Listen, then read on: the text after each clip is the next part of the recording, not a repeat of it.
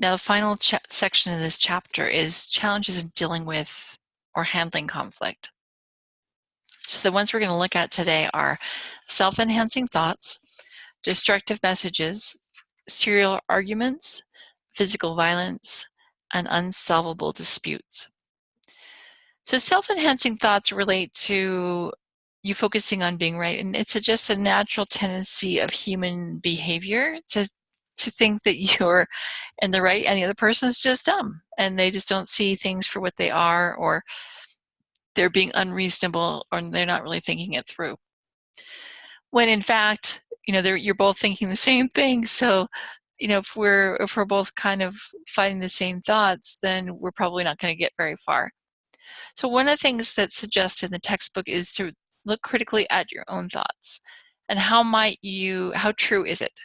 I think this is really valuable just in general when you are going through something and you are having challenges with your own, we'll call it stinking thinking, but the idea that either you're being negative towards yourself or you're being negative towards another person when you're kind of just focusing on, I'm right and they're wrong.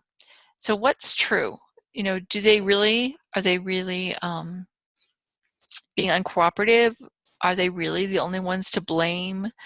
Are they really the only ones that are causing this fight? So when we look at it, probably the answer to at least one or many of those is no. So, how might we approach that in a different way? So you kind of have to, even if you're in the heat of the moment, you have to kind of step back and maybe reevaluate your own thinking. So there's this idea of kind of this stinking thinking, and then also we can go into what we call destructive messages.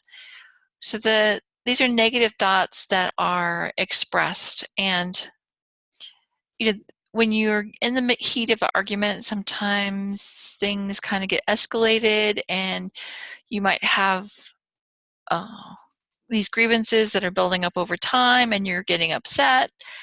And the thing you want to avoid are these ideas of sudden death statements, because they are things like, let's just end this now. Why are we putting ourselves through this? And those can, if they happen at the wrong time, sometimes people are going to say, okay, I get it. We were angry at the moment. And other times people are like, nope, you said it. We're done. So you have to be careful about flinging those little puppies around, because they can cause challenges for you going forward if the other person, if you guys are just in a hurt space at that moment. Dirty secrets. There's statements that are true, but you oftentimes don't say anything about it because you don't want to hurt your partner. So they may be true, but they're painful. And some of the examples they gave from the textbook is that someone's been acts of infidelity would be an example. They cheated, and criticism of the other person, like how they look, things that you've been kind of holding in, and maybe not saying to that person. So those are a little tough to deal with, and they're generally pretty hurtful. So we move from destructive messages to serial arguments, and these are unresolved. They're the same issue that keeps coming back over and over again, and you never actually take care of them. So they're going to continue to come back up. They kind of come from disagreements that are deep-seated. And I think about things like this would be, if you're raising children and one person wants to raise them with one religion and a person wants to raise them with another religion, that's going to be tough to resolve. That's going to be one of those things that, how do you figure out the best way of getting that taken care of? You could raise them with both, but that doesn't seem to be the way that oftentimes happens. So the people will go back into some kind of temporary truce and say agree to disagree, but it hasn't actually been resolved, and so it comes back up. So the book mentions the serial argument process model, and this is looking at goals And if you believe that your goals are they going to be forever conflicting with the other person, how do you process your goals? How do you treat them? How do you take them on? And what are some of your approaches that you use for dealing with conflict? If you're going to be the reactive person all the time, you're probably not going to have a lot of resolution in what's going to happen. And it also relates back to the perception of whether this is actually a resolvable issue. Is this something that we're going to deal with forever? Can you actually resolve it? Do you see some kind of end to the situation?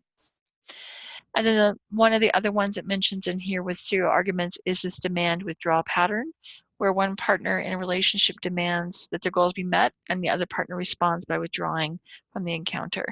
Again, we're really never setting this up to resolve it, because it's going to keep coming back around, because nothing's ever being done to actually take care of the actual issue. And these become tough, and you might have these kinds of things in relationships that are been ongoing for a long period of time. The book also mentions that these kinds of ones might happen in families where you're around each other a lot. So if you're around each other a lot, you're more likely to have these kind of serial arguments, because just by virtue of you being how much time you spend with each other. I think of the stolen shirt, stolen blouse, or whatever between sisters, or someone took something that belonged to the other person. It ends up coming back around over and over again.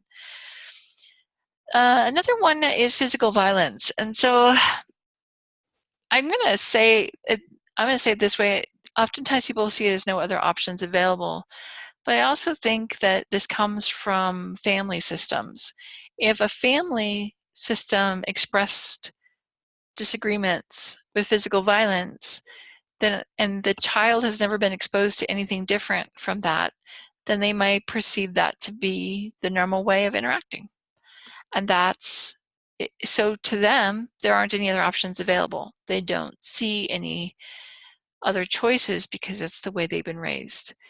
So I think it becomes a challenge, and certainly if it gets passed down from generation to generation because no one has interrupted it. So when you have a cycle like that, someone needs to be taught differently in order for the cycle to stop. And then there's the chilling effect, and that's when people have a tendency to stop discussing it because they're afraid of the negative reactions. And this will happen a lot of times when you have somebody that's super reactive. They're going to react, they're going to jump out, and then no one wants to say anything, and they walk around on pins and needles trying to avoid upsetting that person.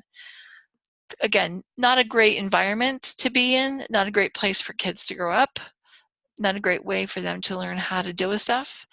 And oftentimes those kids, because no one's ever taught them how to work something completely through, that's going to be their go-to. That's what they learned. So that's what they're going to go to.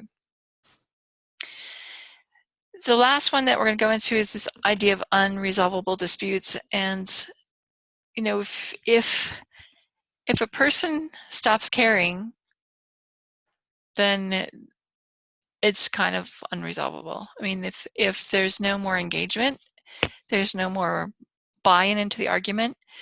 I remember when I was working in the call center, and I would have somebody on the phone, and one of their patterns was just to get on the phone and argue with you.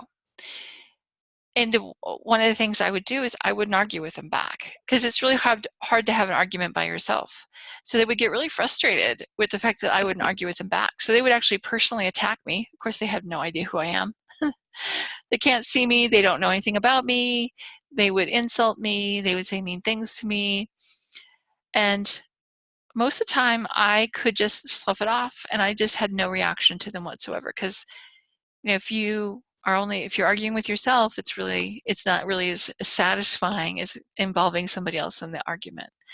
So I really learned through interacting with these people that I just had to step back and go, okay, hey, you're going to argue with yourself. I'll just sit here and let me know when you're done. They didn't like that. If no one's willing to change, that's going to cause a problem. That's going to cause a challenge. And then also, if people see these differences as unreconcilable, then they're not going to have much change in that either. All right, there you go. Thanks.